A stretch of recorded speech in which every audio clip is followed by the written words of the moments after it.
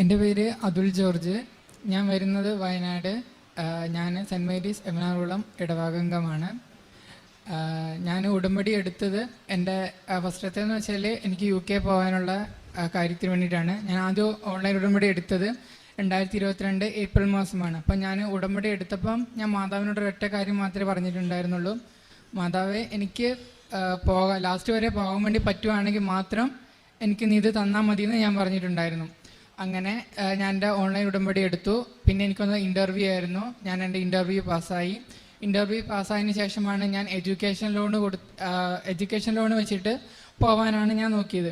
പക്ഷെ എന്താണെന്ന് വെച്ചാൽ ഞാൻ എഡ്യൂക്കേഷൻ ലോൺ എടുക്കാൻ വേണ്ടി ചെന്ന് കഴിഞ്ഞപ്പം ഒരു പ്രശ്നം പറ്റിയത് എന്താണെന്ന് വെച്ചാൽ എനിക്ക് സിബിൽ സ്കോർ കുറവായിരുന്നു. അപ്പം ഞാനൊരു 2-3 ബാങ്കിൽ കൂടെ ഞാൻ കയറി നടന്നായിരുന്നു. അപ്പോൾ അവർ പറഞ്ഞത് സിബിൽ സ്കോർ കുറവായതുകൊണ്ട് നിങ്ങൾക്ക് ലോൺ തരാൻ പറ്റില്ല എന്ന് തന്നെ പറഞ്ഞു. ആ ഒരു അവസരത്തിലാണ് എൻ്റെ ഒരു കസിൻ പറഞ്ഞിട്ട് ഞാൻ നമ്മുടെ മൈനോറിറ്റി ഡെവലപ്മെൻറ്റ് ഫിനാൻസ് കോർപ്പറേഷൻ്റെ ലോണിന് വേണ്ടിയിട്ട് അപേക്ഷിച്ചത്. അങ്ങനെ ആ ലോൺ അപേക്ഷിച്ച് കഴിഞ്ഞപ്പോൾ ലോണിന് വേണ്ടി അപേക്ഷിച്ചു, ലോൺ പാസ്സായി. പക്ഷേ എൻ്റെ ലോൺ എൻ്റെ കൈ കിട്ടുകയാണെങ്കിൽ എനിക്ക് ഏകദേശം 1 മാസം താമസം ഉണ്ടായിരുന്നു. പക്ഷെ 1 മാസം താമസം ഉണ്ടെങ്കിലും എനിക്ക് ജൂൺ 10-ാം തീയതി ആയപ്പോഴേക്കും എൻ്റെ യൂണിവേഴ്സിറ്റി ഫീസിൻ്റെ 60% അടയ്ക്കണമായിരുന്നു. അപ്പം യൂണിവേഴ്സിറ്റി ഫീസിന് 60% അടയ്ക്കണമെന്ന് വെച്ച് കഴിഞ്ഞാൽ എൻ്റെ കയ്യിൽ ഒരു 100 രൂപ പോലും എൻ്റെ കയ്യിലെടുക്കാനില്ലായിരുന്നു. കാരണം എന്ന് വെച്ചാൽ നമ്മളെന്ന് വെച്ചാൽ ഒരു ആവറേജ് ഫാമിലി ആയിരുന്നു. പക്ഷേ എൻ്റെ കയ്യിലുണ്ടായിരുന്ന ഒരു മുതൽക്കൂട്ടെന്ന് പറഞ്ഞു കഴിഞ്ഞാൽ എനിക്ക് ദൈവത്തിലുള്ള വിശ്വാസം ഉണ്ടായിരുന്നു. പിന്നെ എനിക്ക് UK പോകണമെന്നുള്ള അതിയായ ആഗ്രഹം ഉണ്ടായിരുന്നു. ഞാൻ മാതാവിനോട് പറഞ്ഞു, മാതാവ് എനിക്ക് എങ്ങനെയെങ്കിലും എനിക്ക് പോകണം എന്ന് ഞാൻ അതിയായിട്ട് മാതാവിനോട് പ്രാർത്ഥിച്ചു. അങ്ങനെ ജൂൺ 7-ാം തീയതി ഞാൻ പറഞ്ഞു എൻ്റെ കയ്യിൽ ഒരു 100 രൂപ പോലും എടുക്കാനില്ല എന്ന് ഞാൻ പറഞ്ഞായിരുന്നു. അങ്ങനെ ജൂൺ 7-ാം തീയതി ഒരു വൈകുന്നേരം ആയപ്പോൾ ഞാൻ ഒട്ടും വിചാരിക്കാതെ പല വ്യക്തികളിൽ നിന്നും പൈസ സ്വരൂപിച്ചിട്ട് എനിക്ക് ജൂൺ 7-ാം തീയതി വൈകുന്നേരം ആയപ്പോൾ എനിക്ക് 7.5 ലക്ഷം രൂപ എൻ്റെ കയ്യിൽ വന്നു. അതായത് തലേദിവസം വരെ ഞാൻ എൻ്റെ അലമാര തുറന്നു നോക്കിയപ്പോൾ ഒരു 100 രൂപ എടുക്കാനില്ലാത്തൊരു സാഹചര്യമായിരുന്നു. പിറ്റേ ദിവസം ആയപ്പോഴേക്കും ഒരു 7.5 ലക്ഷം രൂപ. എനിക്കറിയത്തില്ല അത് ഇവിടെ നിന്നൊക്കെയാണ് വന്നത്, ആരൊക്കെ എന്നെ സഹായിച്ചതെന്ന്. എനിക്കിപ്പോഴും ഞാൻ ഒട്ടും പ്രതീക്ഷിക്കാത്ത പല വ്യക്തികളായിരുന്നു എന്നെ അതിനുവേണ്ടി സഹായിച്ചത്. അങ്ങനെ ഞാൻ എൻ്റെ യൂണിവേഴ്സിറ്റി ഫീസ് അടച്ചു. പിന്നെ ഒരു പ്രശ്നം എന്താണെന്ന് വെച്ച് കഴിഞ്ഞാൽ ഞാൻ യൂണിവേഴ്സിറ്റി ഫീസ് അടച്ചു. നമുക്ക് ആദ്യം കണ്ടീഷൻ ഓഫർ ലെറ്റർ ആയിരിക്കും വരിക. നമ്മുടെ ഫീസൊക്കെ അടച്ചതിന് ശേഷം അത് അൺകണ്ടീഷണൽ ഓഫർ ലെറ്റർ ആയിട്ട് മാറണം. കാരണം ഞാനിങ്ങനെ അടച്ചു 1.5 മാസം കഴിഞ്ഞു, എൻ്റെ അൺകണ്ടീഷണൽ ഓഫർ ലെറ്റർ വരുന്നില്ല. ആ സമയത്ത് എൻ്റെ ഓൺലൈൻ ഉടമ്പടിയുടെ 90 ദിവസം കഴിയുകയും ചെയ്തു. ഞാൻ ഇവിടെ വന്നിട്ട് ജൂലൈ 5-ാം തീയതി ഉടമ്പടി എടുക്കുകയും ചെയ്തു. ഞാൻ ഇവിടെ നിന്ന് ജൂലൈ 5-ാം തീയതി ഉടമ്പടി എടുത്തു പോയി. പിറ്റേ ദിവസം 6-ാം തീയതി വൈകുന്നേരമായപ്പോഴേക്കും എൻ്റെ അൺകണ്ടീഷണൽ ഓഫർ ലെറ്റർ എനിക്ക് കിട്ടി. അങ്ങനെ എൻ്റെ അൺകണ്ടീഷണൽ ഓഫർ ലെറ്റർ എനിക്ക് കിട്ടി. പിന്നെ അടുത്തൊരു പ്രശ്നം എന്ന് വെച്ച് കഴിഞ്ഞാൽ എനിക്ക് ക്യാഷ് റിക്വസ്റ്റ് കൊടുക്കണമായിരുന്നു. ഞാൻ ക്യാഷ് റിക്വസ്റ്റ് കൊടുത്തു. അപ്പോൾ അതിൻ്റെ ഉള്ളിൽ എന്ന് വെച്ച് കഴിഞ്ഞാൽ പിന്നെ അടുത്തത് അതിനുള്ളിൽ ഓരോ നമ്മുടെ സർട്ടിഫിക്കറ്റൊക്കെ നമ്മൾ അപ്ലോഡ് ചെയ്തു. ഓരോരോ സർട്ടിഫിക്കറ്റ് നമ്മൾ അപ്ലോഡ് ചെയ്യണം. അതിനിടയ്ക്ക് നമുക്കൊരു ഫിനാൻഷ്യൽ ഡോക്യുമെൻറ്റ്സ്, അതായത് നമ്മുടെ ഫീസിൻ്റെ ബാക്കി പൈസയും നമ്മുടെ ലിവിങ് എക്സ്പെൻസും കൂടി കാണിക്കണം. അങ്ങനെ ഫീസിൻ്റെ ബാക്കി പൈസ ലിവിങ് എക്സ്പെൻസും കൂടി കാണിക്കാൻ വേണ്ടി നമുക്കൊരു തേർഡ് പാർട്ടി ആയിരിക്കും ചെയ്തു തരുന്നത്. കാരണം ഞാൻ മുഴുവൻ പൈസ ലോൺ എടുത്ത് പോകാത്തതുകൊണ്ട്. അങ്ങനെ ഞാൻ പലരുമായിട്ട് ബന്ധപ്പെട്ടെങ്കിലും എന്ത് സംഭവിച്ചെന്ന് വെച്ച് കഴിഞ്ഞാൽ ഇവരുമായിട്ട് ബന്ധപ്പെട്ട് കഴിഞ്ഞാലും എനിക്കെന്താകുന്നില്ല, ഒരു കമ്മ്യൂണിക്കേഷൻ്റെ ഒരു ഗ്യാപ്പ് വരികയാണ്. കാരണം ഓൾറെഡി ബാങ്കുകൾ ഒക്കെ ഫില്ലായി, ആരും ചെയ്ത് കൊടുക്കുന്നില്ല എന്ന് പറഞ്ഞു. അങ്ങനെ 1-2 ആഴ്ച കഴിഞ്ഞു. 25-ാം തീയതി എൻ്റെ ഫൈനൽ ഡേറ്റാണ് ക്യാസിലേക്ക് എൻ്റെ ഡോക്യുമെൻറ്റ്സ് അപ്ലോഡ് ചെയ്യേണ്ടത്. അങ്ങനെ 25-ാം തീയതി ഞാൻ എന്ത് ചെയ്തു, ലൈറ്റ് ക്യാൻഡിൽ പെയർ റിക്വസ്റ്റ് കൊടുത്തു. അതിൻ്റെ ഫലമായിട്ട് 25-ാം തീയതി വൈകുന്നേരം തന്നെ എന്നെ ഒരു പാർട്ടി കോൺടാക്ട് ചെയ്യാണ്, നിങ്ങൾക്കിങ്ങനെ ഞങ്ങൾ ചെയ്തു തരാമെന്ന് പറഞ്ഞു. 25-ാം തീയതി എന്ത് സംഭവിച്ചെന്ന് വെച്ചാൽ എൻ്റെ ലാസ്റ്റ് ഡേറ്റ് ആയിരുന്നു ക്യാസിൽ എൻ്റെ ഡോക്യുമെൻറ്റ്സ് അപ്ലോഡ് ചെയ്യേണ്ടത്. അത് കഴിഞ്ഞു. ഞാൻ എൻ്റെ ക്യാസിൽ ഡോക്യുമെൻറ്റ്സ് അപ്ലോഡ് ചെയ്തപ്പം 27-ാം തീയതിയായി ലോൺ ലെറ്ററും റെഡിയാക്കിയിട്ട്. അങ്ങനെ ആദ്യത്തെ 2 ദിവസം നമ്മുടെ ക്യാസിങ്ങിന് ഓരോരോ ശതമാനം വെച്ച് അവരുടെ ഡോക്യുമെൻറ്റ്സ് റിവ്യൂ ചെയ്യുന്നതിനനുസരിച്ച് കൂടി വരുമായിരുന്നു. എൻ്റെ 54% കഴിഞ്ഞപ്പം എൻ്റെ ക്യാസ് കൂടുന്നില്ല, അവിടെ വെച്ച് സ്റ്റോപ്പായി പോയി. 2 ദിവസം ഞാൻ അങ്ങനെ നിന്നു. അപ്പോഴും ഞാൻ ലൈറ്റ് ക്യാൻഡിൽ പെയർ റിക്വസ്റ്റ് കൊടുത്തു, പ്രാർത്ഥിച്ചു. അപ്പോൾ ഞാനൊരു യൂട്യൂബിൽ 2 സാക്ഷ്യം കിട്ടും, അതായത് മാതാവിന് കത്തെഴുതുമെന്ന് പറഞ്ഞിട്ട്. അപ്പം ഞാൻ എന്ത് ചെയ്തെന്ന് വെച്ചാൽ ഞാൻ മാതാവിനൊരു കത്തെഴുതി.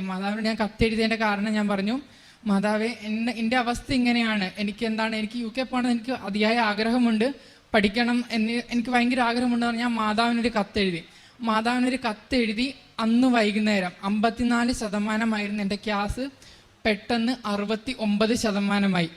69% കഴിഞ്ഞ് നേരെ 75-70 ആകേണ്ടത്. പിറ്റേന്ന് 2 ദിവസം കഴിഞ്ഞ് നോക്കുമ്പോൾ എൻ്റെ ക്ലാസ് നേരെ 100ആയി. അതായത് ആഗസ്റ്റ് 14-ാം തീയതി എൻ്റെ ക്ലാസ് 100ആയി. എൻ്റെ ക്ലാസ് എൻ്റെ കയ്യിൽ കിട്ടി. അങ്ങനെ ക്ലാസ് കൈ കിട്ടിക്കഴിഞ്ഞപ്പോൾ നമുക്ക് അടുത്ത സ്റ്റെപ്പ് എന്ന് വെച്ചാൽ വിസയ്ക്ക് വെക്കലായിരുന്നു. അപ്പം വിസയ്ക്ക് വെച്ച് കഴിഞ്ഞാൽ എനിക്ക് സെപ്റ്റംബർ 19 ക്ലാസ് സ്റ്റാർട്ട് ചെയ്യും. പക്ഷേ എന്ന് വെച്ചാൽ വിസയ്ക്ക് വെച്ച് കഴിഞ്ഞാൽ ഏകദേശം 1 മാസത്തിനടുത്ത് വിസയ്ക്ക് നമുക്ക് കൈ കിട്ടാൻ വേണ്ടി സാവകാശമുണ്ട്. അന്ന് ആഗസ്റ്റ് 15-നായിരുന്നു UK ഗവൺമെൻറ് പ്രയോറിറ്റി വിസ സസ്പെൻഡായി കിടന്ന പ്രയോറിറ്റി വിസ സ്റ്റാർട്ട് ചെയ്യുകയും എനിക്ക് പ്രയോറിറ്റി വിസയ്ക്ക് വെക്കാൻ പറ്റുകയും ഇന്നലെ അതായത് സെപ്റ്റംബർ 6-ാം തീയതി എൻ്റെ വിസ എൻ്റെ കൈ കിട്ടുകയും ചെയ്തു. പിന്നെ എനിക്ക് വേറൊരു പ്രശ്നം ഉണ്ടായിരുന്നു വെച്ചാൽ ഇപ്പം ഞാൻ എൻ്റെ ക്ലാസിൻ്റെ കാര്യമൊക്കെ പറഞ്ഞു. പിന്നെ ഞാൻ വേറൊരു നിയോഗം വെച്ചതെന്ന് വെച്ച് കഴിഞ്ഞാൽ ഞങ്ങൾക്കൊരു ഉപജീവന മാർഗം തുടങ്ങാൻ വേണ്ടിയിട്ടായിരുന്നു. അപ്പോൾ ഞാൻ പറഞ്ഞു ഞങ്ങൾക്ക് ആദ്യം സിബിൽ സ്കോർ കുറവായിരുന്നു എന്ന് പറഞ്ഞല്ലോ. അങ്ങനെ സിബിൽ സ്കോർ കുറവായിരുന്നു എന്ന് പറഞ്ഞ സാഹചര്യത്തിൽ പല ബാങ്കുകളും ഞാൻ എഡ്യൂക്കേഷൻ ലോണിന് പോയപ്പം അവർ ഞങ്ങളെ ഒഴിവാക്കി വിട്ടു. പക്ഷേ ഞങ്ങൾക്കെന്ന് വെച്ചാൽ പെട്ടെന്നൊരു ദിവസം നമ്മുടെ ഒരു കോർപ്പറേറ്റ് ബാങ്കിൽ നിന്ന് വിളിച്ചിട്ട് പറയാണ് നിങ്ങൾക്കൊരു ലോണ് തരാം, നിങ്ങൾ ടെൻഷൻ അടിക്കേണ്ട, സിബിൽ സ്കോറൊന്നും ഞങ്ങൾക്കൊരു പ്രശ്നമല്ല എന്ന് പറഞ്ഞു. അതിൻ്റെ ഫലമായിട്ട് ഞങ്ങൾക്കൊരു 2 ലക്ഷം രൂപയ്ക്ക് അടുത്ത് കിട്ടുകയും പിന്നെ അതിൽ ഒരു ചെറിയൊരു എന്തെങ്കിലും ഒരു ഉപജീവന മാർഗം തുടങ്ങാൻ വേണ്ടി ഞങ്ങൾക്ക് അതിനുവേണ്ടി കൃപ ലഭിക്കുകയും ചെയ്തു. അമ്മ മാതാവ് വഴി എനിക്ക് നൽകിയ എല്ലാ അനുഗ്രഹത്തിനും ദൈവത്തിനും 1000 നന്ദി പറയുന്നു. ഈശോയ്ക്ക് അമ്മയ്ക്ക് പ്രത്യേകം നന്ദി പറഞ്ഞ് പ്രാർത്ഥിക്കാം. പരിശുദ്ധ അമ്മ മരിയനുടമ്പടി പ്രാർത്ഥന എടുക്കുന്നവരുടെ കൂടെ ആയിരിക്കുകയും കർത്താവിൻ്റെ സ്നേഹം അനുഭവിക്കാൻ ഓരോ വ്യക്തികളെയും ഒരുക്കുകയും ആ അനുഭവം വളരെ വ്യക്തിപരമായിട്ട് അനുഭവിച്ചറിയാൻ കഴിഞ്ഞ ഒരു ചെറുപ്പക്കാരൻ്റെ സാക്ഷ്യമാണ് നമ്മളിപ്പോൾ കേട്ടത്. അമ്മ കൂടെ നടന്ന് ഓരോ മേഖലയിൽ തടസ്സമുണ്ടായപ്പോഴും അപ്പോഴൊക്കെ അമ്മയിൽ ആശ്രയിച്ചു. അമ്മ ഈശോയുടെ കരങ്ങളിലേക്ക് മകനെ സമർപ്പിച്ചു. ഇപ്പോഴാണ് സമയം, ഇതാണ് ഇവന് പോകേണ്ട സമയം, അതുകൊണ്ട് തന്നെ ഇവൻ്റെ ജീവിതത്തിൽ ഇത് അനിവാര്യമായൊരു കാര്യമാണെന്ന് അമ്മ ഈശോയോട് പറഞ്ഞിരുന്നു. ഇത് സമയമാണെന്ന് അമ്മ പറയുന്ന കാര്യങ്ങൾ ഒരിക്കൽ പോലും മകനായത് ഈശോ ഒരിക്കലും നിരാകരിച്ചിട്ടില്ല. അതുപോലെ തന്നെ അമ്മ മറ്റൊരു കാര്യം കൂടി നമ്മളെ ഉണർത്തുന്നുണ്ട്. യോഹന്നാൻ 2:5 അവൻ പറയുന്നത് പോലെ ചെയ്യുക. ഓൺലൈൻ ഉടമ്പടിയിലൂടെയും ലൈറ്റ് ക്യാൻബറ റിക്വസ്റ്റിലൂടെയും ഉടമ്പടിയിലൂടെയും ഒക്കെ നിയോഗം സമർപ്പിച്ച് പ്രാർത്ഥിക്കുമ്പോഴും അമ്മ പ്രതീക്ഷിക്കുന്നൊരു കാര്യം കർത്താവ് പറയുന്ന കാര്യങ്ങൾ നമ്മൾ ചെയ്യുന്നുണ്ടോ എന്നുള്ളതാണ്. അത് വെറുതെ പ്രാർത്ഥിച്ച് ചെയ്യുന്നതല്ല, മറിച്ച് വിശ്വസ്തയോടെ അത് ചെയ്യുന്നു എന്നുള്ളതാണ് മരിയൻ ഉടമ്പടി പ്രാർത്ഥനയുടെ പ്രത്യേകത. ആ വിശ്വസ്തതയാണ് കൃപയായി മാറുന്നത്. ആ കൃപയിലാണ് പിന്നീട് നമ്മുടെ ജീവിതം ഉയരുന്നത്. എഫേസ്യസ് 2:8 പറയും, വിശ്വാസം വഴി കൃപയാലാണ് നിങ്ങൾ രക്ഷിക്കപ്പെട്ടത്, അത് നിങ്ങൾ നേടിയെടുത്തതല്ല, ദൈവത്തിൻ്റെ ദാനമാണ്. ഈ ദാനമായ കൃപ അനുഭവിച്ചറിഞ്ഞുകൊണ്ട് എല്ലാ തടസ്സങ്ങളിലും അമ്മയോട് പറഞ്ഞിരുന്ന പരിശുദ്ധ അമ്മയോടാണ് പറഞ്ഞത്, അമ്മേ എനിക്ക് ആദ്യം റിജക്ഷൻ ഉണ്ടായി, പക്ഷേ എനിക്ക് പോകാനുള്ള സാധ്യത ഉണ്ടെങ്കിൽ മാത്രമേ ഇൻ്റർവ്യൂ പാസ്സാക്കി തരാവൂ എന്നാണ് അമ്മയോട് ഈ ചെറുപ്പക്കാരൻ പ്രാർത്ഥിച്ചത്. അത് അമ്മ അതുപോലെ ഈശോയ്ക്ക് കൊടുത്തിരുന്നത്. അതുകൊണ്ടാണ് അവന് പോകാൻ സാധ്യതയുണ്ടായിരുന്നത് കൊണ്ട് ആ സാധ്യത അമ്മ ഉറപ്പിച്ചത് കൊണ്ടാണ് അവന് ഇൻ്റർവ്യൂ പാസ്സായത്. അതെല്ലാം അമ്മയുടെ പ്രത്യേകിച്ച് കൃപയാലാണ് ഈ മകനെ നേടാൻ സാധിച്ചത്. അതുപോലെ തന്നെ CS അതും ഗ്യാസിൻ്റെ ആ കാര്യങ്ങളും പോലും കുറഞ്ഞ ശതമാനം കിടന്നതിൽ നിന്ന് അത് 100% അമ്മ ഉയർത്തി. അതേപോലെ തന്നെ ബാങ്കിൽ ലോൺ കിട്ടുമ്പോൾ അതിൻ്റെ ആ ഒരു സിബിൽ സ്കോർ കുറവാണ്, ലോൺ കൃത്യമായിട്ട് അടയ്ക്കുന്നില്ല, മുടക്കം വരുന്നുവെങ്കിൽ ആ ബാങ്കുകളിൽ സിബിൽ സ്കോർ കുറഞ്ഞിരിക്കും.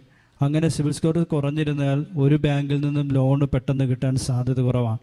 കാരണം അവരെക്കുറിച്ചുള്ള നെഗറ്റീവ് ഇംപ്രഷൻ ബാങ്കിലോട്ടുകൂടി എവിടെ ഏത് ഈ വ്യക്തിയുടെ ബാങ്കുമായി ലിങ്ക് ചെയ്തിരിക്കുന്ന നമ്പരെ അടിച്ചു കൊടുത്തു കഴിഞ്ഞാൽ ആ ബാങ്കിൽ ആ റിപ്പോർട്ടുണ്ടാവും, ഇയാൾ കൃത്യമായി ബാങ്കിൽ ലോൺ അടയ്ക്കുന്ന വ്യക്തിയല്ല.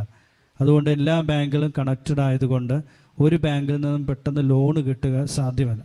അങ്ങനെ ഒരു സാധ്യത ഇല്ലായ്മയിലാണ് പരിശുദ്ധ അമ്മ ഈ ചെറുപ്പക്കാരന് മറ്റൊരു സാധ്യത തുറന്നു കൊടുത്തുകൊണ്ട് അവന് ബാങ്കിൻ്റെ ലോണ് സാങ്ഷനാക്കി കിട്ടുകയും പിന്നീട് 1 രൂപ പോലും എടുക്കാനില്ലായിരുന്നു ബാങ്കിൽ അത് കാണിക്കാനായിട്ടും ആ ഒരു അവസ്ഥയിൽ ഫീസ് അടയ്ക്കാനായിട്ട് ഒരു തുക ഇല്ലായിരുന്നു. അവിടുത്തെ തുക അടയ്ക്കാനും പരിശുദ്ധ അമ്മ ഈ ചെറുപ്പക്കാരൻ ഒരുക്കി.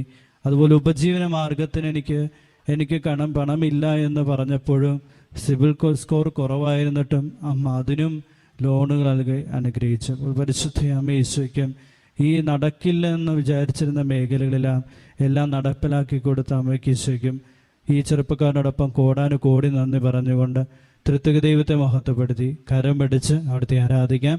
ഈശോയെ നന്ദി, ഈശോ ആരാധന, ഈശോയെ മഹത്വം.